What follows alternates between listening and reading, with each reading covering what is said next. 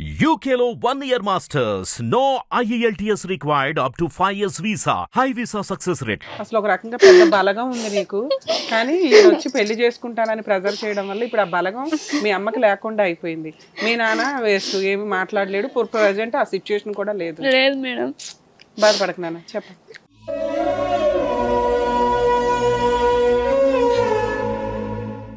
ఇంకా అట్లా చేస్తుండే మేడం, ఫుల్ టార్చర్ మేడం. ఆయన తోటి నాకు రోజు సాయంత్రం రాగానే ఫుల్ టార్చర్ మేడం. 10,000 5,000 నా కొడుకు కదా అని చిన్న బిడ్డ పెళ్ళినప్పుడు ఆయనకి పెత్తానం ఇచ్చిన. మొన్న కొడుకు పెళ్లి చేస్తే కూడా ఆయనకి పెత్తానం ఇచ్చిన. 7 లక్షలు పెట్టి పెళ్లి చేసిన ఆయనకి తీసుకురాబెట్టి ఎట్లా కొడుకులేక నన్ను అమ్మలాగా చూసుకున్నప్పుడు నేను కొడుకులాగా చూసుకున్నా. పెత్తనం అంతా ఆయన. ఇది చాలా సీరియస్ విషయం కదమ్మా. మీ అన్న ఇలా చేస్తున్నాడు అల్లుడు అని 4 పీకి అడగాలి కదా. నేను మమ్మీ వాళ్ళకి చెప్పలేను మేడం, ఈ మధ్య చెప్పిన మేడం. నేను అసలు ఎవ్వరికి చెప్పలేను మేడం. ఏనా అసలు వీళ్ళు నమ్ముతారో నమ్మరా అని ఇంకొకటి చాలా మేడం. ఇంకోటి మమ్మీకి ఇంతకు ముందే నా గురించి చెప్పిన మేడం. మమ్మీ అసలు నన్ను కొడతాడు మేడం. ఒకసారి కొట్టి నాకంటే ముందే ఫోన్ చేసి చెప్తాడు మేడం, మీ పాపని కొట్టినా అని. అల్లుడిని బాగా చూసుకుంటే అమ్మాయిని బాగా చూసుకుంటాడు అనుకుని మీ అమ్మ అనుకుంది. ఆయన అత్తని లైన్ లో ఉంచేసి నా గురించి చెప్తుండు మేడం. ఇగో మీ పాపని కొట్టిన అత్తమ్మ నేను అంటే, నువ్వెందుకు కొడతావు బెట్ట, నువ్వేం కొట్టావు, నీ గురించి నాకు తెలియదు అని మమ్మీ. ఇక తర్వాత ఇట్లా పిల్లల విషయం తెలిసే వారికి మమ్మీగా నా గురించి ఫుల్ ఆలోచించి అక్కడ ముసాపేట్ బీచ్ దగ్గర ఊడుస్తుంది మేడం. ఊడుస్తుంటే బస్సు వచ్చి ఇక్కడ సైడ్ గుద్దిపోయింది మేడం. నా గురించి ఆలోచిస్తుంటే ఆమె అసలు వెహికల్స్ కూడా చూసుకోకుండా పని చేస్తుంది.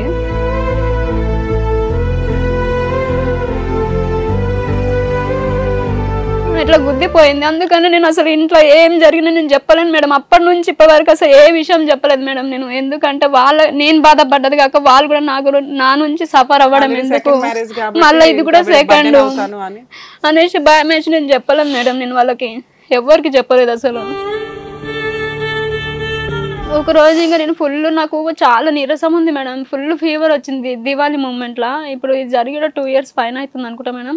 ఆ జీడి మెట్లకి పోకముందే మేడం, పోయొచ్చినాక అంతా గుర్తుకులేదు మేడం. నాకు ఫుల్ ఫీవర్ మేడం. మాకు మా అత్త, నేను, మా ఆయన జీడి మెట్లకి వెళ్ళి వచ్చినాకనే మేడం మా అత్త, నేను, మా ఆయన అందరం ఒకటే రూమ్లో మేడం. కుకింగ్ అందులోనే, వంట పడుకోవడం అన్నీ అందరం అందులోనే మేడం. మా బావ మా అక్క వాళ్ళు సపరేట్ ఉంటారు, అన్ని అందులోనే మేడం. నాకు ఫుల్ ఫీవర్. అంతకు ముందు సపరేటే కదా, మీ బావ వచ్చి ఎలా హెరాస్ చేసేవాడు మీ ఇంటికి? పక్కనే మేడం, రూమ్స్ లైన్ గా ఉంటాయి పక్కకే, ఒకటే దగ్గర అంతే. నేను ఇక మా అత్తమ్మ ఉన్న రూమ్ లో సొంత బావ ఇంట్లోకి వస్తుంటే ఎవరైనా అబ్జెక్షన్ పెట్టరు కూడా చూసారు. అది పైన మేడం, సొంత బావ అయితే ఎవరు అన్నారు కదా మేడం. అది కూడా కింద అయితేనే ఏదో పని మీద వెళ్ళాడేమో తమ్ముడు కోసం అనుకుంటారు కానీ అట్లా అనుకొని అసలు ఎవరు నేను చెప్పిన కానీ నా మాట వినట్లేదు మేడం. ఇప్పటికి నేను మొన్న డీసెంట్ గా మా ఇంటి పక్కన ఉన్న వాళ్ళకి చెప్పిన, లేదమ్మా గిట్లా చేస్తాడమ్మా అంటే, లేదనుష మాకు తెలియదు ఆయన గురించి, ఇప్పటి వరకు ఎవరిని చేయలేదు. అట్లా నువ్వు ఎట్లా చెప్తావు, నేను మేము నమ్మమంటారు మేడం ఇప్పటికి వాళ్ళు. బస్తీలు ఓడగొట్టుకుంటారా ఎవరు?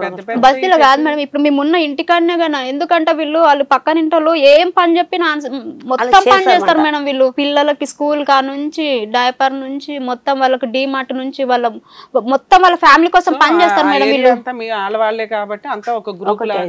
అట్లుంటారు. నేను నా పిల్ల పోతే మేము బయట కింద లెక్క మేడం. అట్లా సపోర్ట్ ఫుల్ ఉంది మేడం వాళ్ళకి.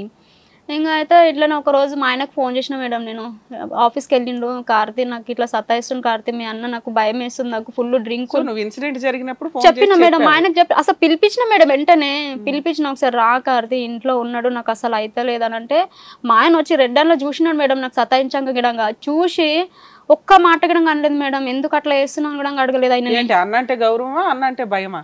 అన్నంటే భయం మేడం. కొడతాడు ఆయన, ఫుల్ కొడతాడు మేడం. చేసుకున్నప్పుడు వాడు చేసే తప్పు కదమ్మా, ఇట్లా చేసినాడు మేడం. ఇంకోటి మేడం, అదే నాకు ఫుల్ ఫీవర్ వచ్చింది మేడం. ఒక రూమ్ లోనే ఉన్నాము. అయితే నాకు ఫుల్ ఫీవర్ వచ్చి నేను పడుకొని ఉన్నా మేడం. మార్నింగ్ 6కి మా ఆయనకి వాళ్ళ సార్ కాల్ చేసినాడు, ఇట్లా రూమ్ షిఫ్టింగ్ ఉంది, కొంచెం సామాన్ షిఫ్టింగ్ చేయాలి కార్తీక్, మార్నింగ్ 6కి 5:30కి వచ్చేసాయి అని చెప్పేసి చెప్పినారు.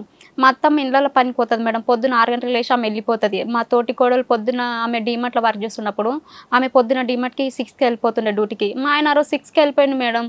నాకు చెప్పే వెళ్ళినాడు, నాకు అయినా నాకు అయితలేదు మేడం. నాకు ఇట్లా నేను బయటికి వెళ్తున్నా సార్ వాళ్ళ ఇంటికి, లేచి ఫ్రెష్ అప్గా నేను అప్పటి వరకు వచ్చేస్తాను 9 వరకే అని చెప్పేసి నాకు వెళ్ళిన మేడం. నాకు అస్సలు అయితలేదు, పడుకొని ఉన్నా మేడం. ఎప్పుడు వచ్చిండో మేడం మా బావ నా పక్కన పడుకొని ఉన్నాడు మేడం బెడ్ పైన.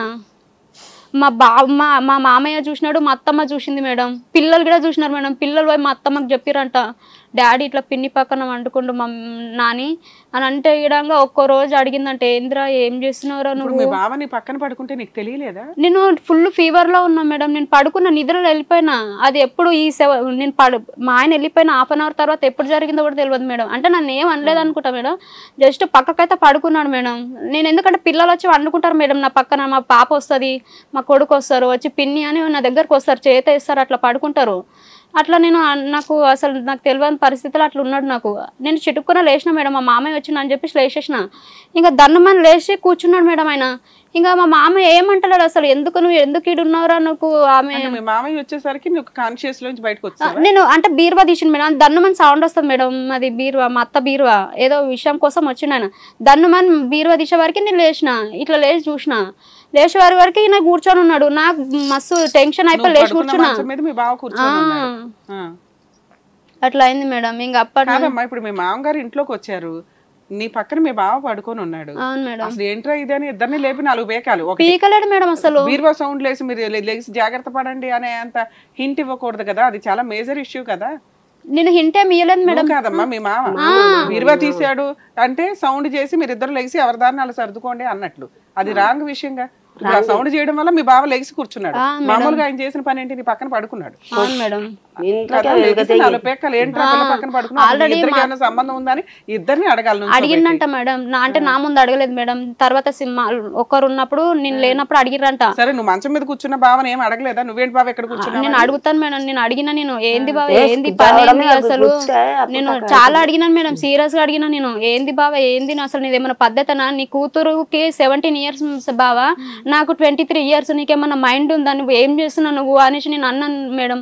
అంటే ఇంకా మా అత్తమ్మకి మా మామయ్యకి కాళ్ళు మొక్కి, మమ్మీ ప్లీజ్ మమ్మీ, నేను ఎప్పుడు చేయలేను మమ్మీ, నేను అనుకోకుండా చేసిన మమ్మీ, సారీ మమ్మీ అని అలా కాళ్ళ మీద వీళ్ళు తిట్టకుండా పడుతున్నాడు. దొరికినాడు మేడం. మరి ఇంకా నమ్మట్లేదు అని ఎందుకు అంటున్నావు? ఎవరు నమ్మట్లేదండి విలేజ్ లో? పక్కన ఉన్న వాళ్ళు నమ్మట్లేదు మేడం, ఇంట్లో అందరికి తెలుసు మేడం. ఇంట్లో మా అత్తకు తెలుసు. నిజమే కదమ్మా, వీళ్ళందరికీ అయితే తెలుసు, అందరికి తెలుసు, నిజంగానే చెప్తుంది.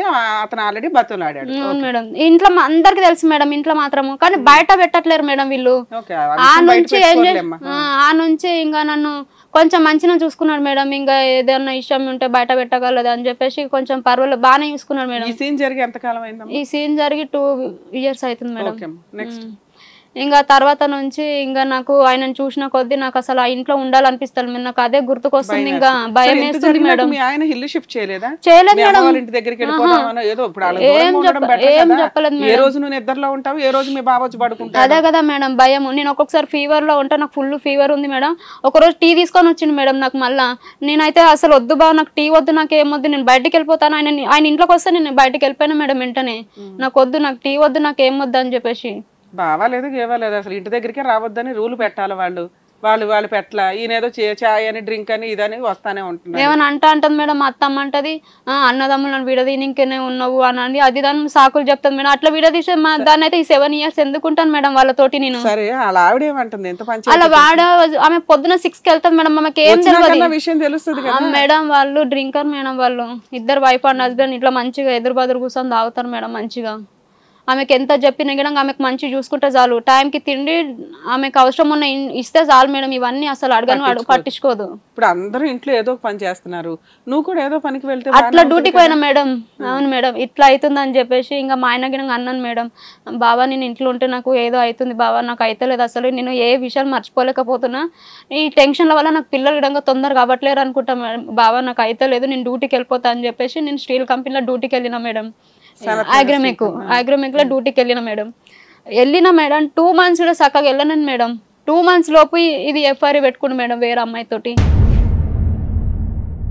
వీళ్ళు ఇంతకుముందు పిల్లలున్న గర్ల్స్ దొరికినారు, ఏం చేయలేరు మేడం. వాళ్ళకి హస్బెండ్స్ ఉన్నారు. ఇప్పుడు 14 years అమ్మాయి దొరికింది మేడం ఈయనకి.